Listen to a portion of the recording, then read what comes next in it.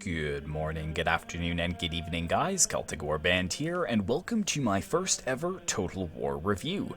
I have been toying with the idea of doing comprehensive reviews or overviews for a while now, and what better way to start than with my favorite mod for Total War Attila, and in fact, I would go as far as to say my favorite Total War mod of all time, Medieval Kingdoms 1212 AD.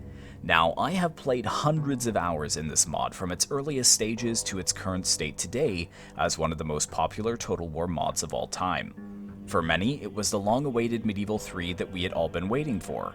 With Medieval 2 beginning to show its age, there was a void left in the historical genre to which Medieval Kingdoms fits perfectly. So if you have not heard of this mod and would like to know more, this is the video for you. This video will largely focus on the newly updated 1212 campaign and its features, but don't worry, I am also working on a separate battle mechanics video for those of you who are interested, so stay tuned for that. Alright, let's go ahead and dive in and take a look at Medieval Kingdoms 1212 AD. This medieval mod begins in the year 1212 AD and does its best to immerse you in that time period. Why choose the year 1212, you ask? Well, the early 1200s saw some of the most pivotal historical moments in history. 1212 sees the start of the Children's Crusade, with the subsequent 5th and 6th Crusades in the coming years. Also in the year 1212, the Battle of Las Navas de Tolosa occurs, paving the way for the Reconquista in the Iberian Peninsula. In 1215, we have King John of England, who is forced to sign the Magna Carta, limiting royal power. In the east, the Mongols invade, with large swathes of land put to the torch by the Great Khan. And as an empire rises, so an empire falls. The Byzantine Empire, the last beacon of Roman glory in the east, is fractured into tiny city-states squabbling for power. In Italy, the Italian city-states rise in power, dominating Mediterranean trade. So much happens in the early 13th century. And historical events aside, the early 1200s were a time of quick technological advancement, spanning from military tech like gunpowder, plate armor, advanced siegecraft, all the way to industrial advancements such as vertical windmills, mechanical clocks, and Gothic architecture. So in my opinion, there is no other date more perfect for this mod than the year 1212 AD. Now let's take a look at what the mod has to offer in its current state. Although the campaign is still currently being worked on, there is still a vast amount of content for you to enjoy. In its current state, there are 58 playable factions, with plans to add a few more factions including the Papacy, Ireland, Oman, and the Duchy of Vladimir and Haik in Eastern Europe once the Rus revamps are completed. The campaign map for Medieval Kingdoms is the same base map that is found in Total War Attila. As the natural borders of the world have not altered significantly, it provides the perfect base landscape for the medieval time period. Now, the Attila map is notorious for being hard-coded, meaning that altering the vanilla map in any way is quite difficult. However, some modders may have found a way around this. That opens up new possibilities, with map expansion beyond its vanilla borders a definite possibility. When speaking with Warman, a lead modder for 1212 AD, he stated that he is indeed aware of it, and I'd like to offer his exact quote, so that I ensure I am not promising anything that may not be delivered. So he stated that, "We do have plans for the editing tool when it is ready. It's largely dependent on how much effort things take. We do have plans for adding settlements and expanding borders, but to what extent we cannot say. I'd personally like to push the northern borders so we can add Novgorod and other missing northern factions, as well as give Norway a proper settlement. Spain, the Balkans, and France would definitely be getting some improvements. Florence and Bosnia might get promoted to starting faction status, but right now we have bigger priorities. The thing that is most likely to happen is relocating settlements to their more accurate locations." So this is fantastic news. Although it's not a certainty, there may eventually come a time when the mod is able to expand, opening up new possibilities for playable factions, and for that I am pretty excited. However, with 58 factions to choose from, we are already spoiled for choice, so I am more than happy with what we have for the time being. Now let's take a quick look at the campaign UI. The UI is relatively similar to Total War Attila. In the top middle bar, we have the treasury, your income per turn, the amount of food surplus or deficit you have in your kingdom, and then the center dial shows the seasons of the year, and depending what season you are in, your food amount and income can change accordingly, so be prepared for that. Then we have the current year, and then any faction buffs or bonuses that are currently active. In the top right, you have the events and messages, as well as your military, provincial, and factional overview. But let's talk about what has changed. If you look down in the bottom here, the tech trees have been completely reworked, with different techs either unlocking building chains or applying certain buffs and bonuses to your faction. Another thing that has changed is the Decisions tab. Previously, in the mod, when nations would reach great size and strength, there was no real reward. There was no upside or benefit, aside from a quick map overview every few turns to gaze upon how thick you've become. But now, there are decisions that offer incentive to such achievements. It gives the player a goal to work towards. Many factions still have basic decisions, which, once a certain amount of territory has been taken, you can found your empire. However, there are a few custom decision screens as well, which are more in-depth. The Holy Roman Empire has the Electoral College. In this panel, it will display the current emperor and all the prince-electors in your realm. You have the option to enact several decrees and also use accumulated imperial authority for your own personal gain.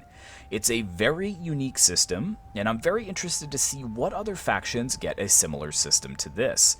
Of course, should you choose to play as another of the factions that are also a part of this electoral coalition, you will also have access to this same panel. However, only the current faction leader will have access to the decrees. That being said, there are other factions that have a custom kingdoms panel. For example, the Kingdom of Castile has a custom decision panel, which shows a map of the territory that must be conquered before you can form the Kingdom of Spain. The same goes for Poland, with a much easier goal of only conquering 3 additional territories to the ones you already hold. Venice has the ability to form the Italian Union, and I think these custom decisions, or these kingdom goals, add a goal for you as the player to work for. It also makes the mod a lot more immersive and replayable, which is really important. Sticking with the unique decisions, every Catholic faction now has the ability to ask the Pope for money if their papal favor is high enough. This again adds purpose to gaining papal favor in the first place. It acts almost as a barter system. Once you gain 7 favor, you have the option to be gifted funds from the Pope himself. However, your papal favor will fall by 3, and you will not be able to ask again until your favor has returned to 7. The last thing I will touch on in regards to the UI is found in the diplomacy screen, and it is this button right here, which now makes it possible to trade territories with other factions. I think this is a fantastic addition to the mod, and for those of you who have watched my Kingdom of Georgia campaign, it can really save your neck in a pinch, so it definitely has its uses. There is also an option to annex vassals now, if the faction you are playing as has any. This is a very awesome addition, as you won't have to go to war with your vassal, removing the risk of a reliability hit. The process takes 3 turns to complete, and your tax rate will be affected while the annexation is being carried out, but the addition of these 2 features, in my opinion, are a great addition to the campaign. One of the most important aspects of the medieval time period was the varying religions known throughout the world. Indeed, much of the conflict throughout this time period resulted due to differing religious interests. In medieval kingdoms, the religions have been overhauled, with each religion providing buffs and bonuses to your faction. However, unrest can arise should a neighboring faction's religion become more popular than your own. You also have the option to convert religions should you wish, which can be done in the Faction Summary tab. However, you will need a significant presence of a religious sect before you will have the option to convert. This map here shows the dominant religions in the known world at the time. You can see how powerful the Catholic faith was, which lends to the frequency of the Crusades. Some factions, though, have conflicting religious popularity, which is a challenge to work with, so enjoy that should you choose to play them in your campaigns. As long been requested, a new population mechanic has been implemented to make the campaign experience feel more authentic. The population is divided by a class system, with each class contributing to a manpower pool from which you recruit and replenish your troops. This also makes rapid expansion difficult, as you will need to wait until your population grows before new troops become available. Increasing sanitation, having a food surplus, and utilizing buildings which buff population growth will help your manpower pool build faster. Also, your main settlement buildings have a population cap, so upgrading them will allow the population to grow unhindered. The cities on the map have been updated to fit the medieval time period, but as previously mentioned by Warman, the city locations aren't 100% accurate. However, that may be something that can be changed later on. But that being said, the old provincial system of Total War Attila is no more. This is due to the fact that most major cities of the time period functioned independently, being ruled or governed by a person of wealth and nobility. There is also an argument made that minor settlements of that time period were just that, minor. And on a grand scale, minor settlements would not have had much importance and therefore should not be represented on the map. The true sought-after strategic positions were the largest and most heavily fortified city, and that brings me neatly on to my next point. Each and every city on the campaign map are considered major cities, and therefore are all walled settlements, with unfortified settlements being removed entirely. Now, that being said, it is possible to have unwalled settlements by disabling the All Settlements Walled pack before launching the mod. However, with the provinces mechanic being removed, there isn't really much point to it. One other worry with removing the provinces mechanic is the ability to balance negative modifiers such as squalor, food, public order, religious influence, and sanitation. This has been somewhat resolved through an osmosis mechanic on some buildings, meaning that the presence of a building in one city will also affect neighboring ones as well. In addition to this, modders have found a way to increase the slot cap from 6 to 10 slots. This makes it easier to manage the previous issues. However, the element of choice still remains, as 10 slots is not nearly enough to construct every possible building that is in the campaign. The building chains and the buildings themselves have been completely overhauled in Medieval Kingdoms 1212 AD, with each building chain providing an array of buffs and bonuses, or possibly some negative effects as well. Some buildings will allow access to agents, which can be useful during your campaign, and as previously stated, without the provincial mechanics, it is a balancing act in each city. So careful attention is needed, as many buildings can have negative effects on public order and food. Failure to manage these can result in food shortages and rebellions, which in turn can cripple your economy and attrition your forces. But careful early management can set your cities up to be almost self-run, allowing you to focus solely on your glorious conflicts while entrusting the governance of your cities to your loyal nobles. But those are not the only building changes I'll be talking about in this overview. Gearhawk, one of the modders for Medieval Kingdoms, has been hard at work bringing the medieval feel of the campaign map onto the battlefield. This is an exclusive look at what is to come for siege battles in Medieval Kingdoms 1212 AD. The buildings have been completely overhauled and also fleshed out, so that the city looks more populous than traditional vanilla city maps. There are also some custom buildings such as this cathedral, and my favorite part of all, a keep where you and your troops will make their final stand. Now, there will be 4 phases to this building overhaul. The first phase is revamping the Western Roman Empire settlements to give them a more Western European feel. In the second phase, barbarian settlements will be revamped into Rus settlements with a large variety of custom buildings. In the third phase, some Western Roman Empire settlements will be revamped to a Southern European theme, which will fit the Spanish and Italian factions perfectly. Also in this phase, the Sassanid settlements will receive an overhaul, and Eastern Roman Empire settlements will be expanded to offer more variety. And finally, in the fourth phase, the plan is to give each settlement a custom map design, with custom buildings and textures that would fit their location and culture. Now, this is very far in the future, guys, so don't get too excited, but this sneak peek at this settlement makes me so excited to see what the future holds for epic siege battles in this mod. And also, the footage shown is from a battle replay which I will be releasing shortly on the channel, so stay tuned for that. The politics in Medieval Kingdoms 1212 AD has remained relatively untouched at this stage, but that doesn't mean that it's not a crucial aspect of this mod. A delicate balance of power and respect is needed to maintain control of the nobility. I mean, you don't want to be a tyrant, but you also don't want to appear as a weakling. Maintaining a level of loyalty is very important. Ensure your bloodline endures by having children and declaring your heir.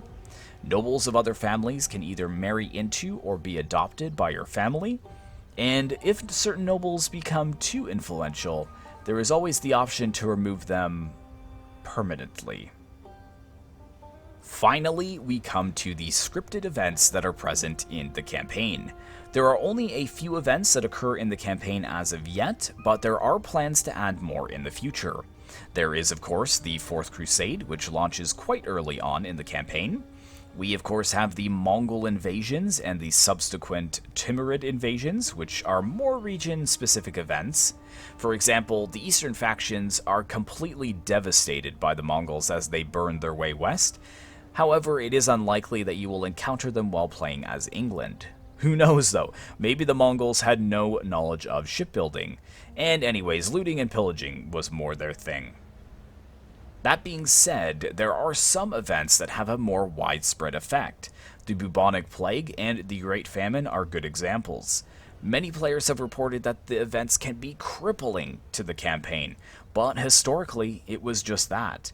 And again, we do arrive back at the root of this mod, historical accuracy. And now we come to the question that is on everyone's mind. What's next? What can we expect from this mod in the future? Well, Warman has again answered this for us. He states that much of the focus will be on making the campaign deeper, not wider. The modders are working hard to improve campaign AI and fix major bugs in the campaign. They are still reworking factions and fleshing out rosters. Kiev, Nicaea, Scotland, the Latin Empire, Austria, the Khwarezmians, and the Seljuks are all actively being updated. As stated before, 5 new factions are possibly on the horizon. New scripts will be added, including a papal script, which will include a College of Cardinals, and the ability to excommunicate factions. You guess who is working on the naval models, with a few custom models in the works. And the re-entry of the naval warfare will add a whole new theater of battle to this awesome campaign. And that's it, guys. I hope you found this campaign overview informative, and of course any feedback is welcomed, as I never attempted a video like this before. Of course, a huge thanks to all of the modders for their hard work on this wonderful mod, which by the way is free. They have charged nothing for the thousands of hours that they have put into making what is basically the Medieval 3 we have all asked for. They are incredible, and they all definitely deserve recognition and thanks. But that is it for this one, guys. Thank you so much for watching. I really hope you enjoyed. Please be sure to like, comment, and subscribe if you'd like to see more content like this in the future. And as always, I will see you in the next one.